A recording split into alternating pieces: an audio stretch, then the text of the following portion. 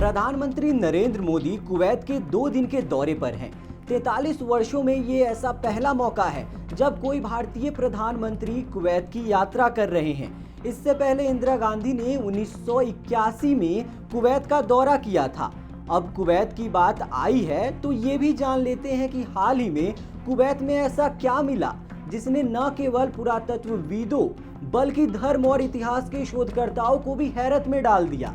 हम बात कर रहे हैं उस दौर की जब कुवैत में इस्लाम का नामो निशान भी नहीं था। असल में कुवैत में पुरातत्वविदों को एक 7000 साल पुरानी मिट्टी की मूर्ति मिली है।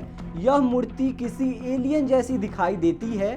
इस मूर्ति की बनावट मेसोपोटामिया की प्राचीन कला शैली से मिलती है। यह कुवैत और अरब की खाड़ी में मिली इस तरह की पहली मूर्ति है। यह खोज उत्तरी कुवैत के बहरा एक नाम की जगह पर हुई। इस जगह पर कभी प्राचीन बस्तियां हुआ करती थी। इस खोज से कुवैत और आसपास के देशों की संस्कृति को भी दिखाती है। इससे ये पता चलता है कि मुस्लिम बाहुल्य कुवैत में इस्लाम के आने से पहले किस तरह की धार्मिक आस्थाएं थी।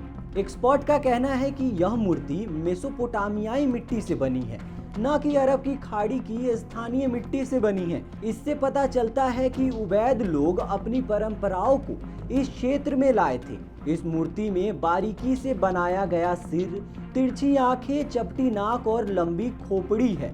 बहरा एक अरब प्रायद्वीप की सबसे पुरानी बस्तियों में से एक थी। यहाँ लोग तकरीबन 5500 से 4900 ईसा पूर्व तक रहे। उस समय बहरा एक में उबैद लोग रहते थे। यह एक संस्कृति थी जो मेसोपोटामिया में शुरू हुई और अपने विशिष्ट मिट्टी के बर्तनों के लिए जानी जाती है।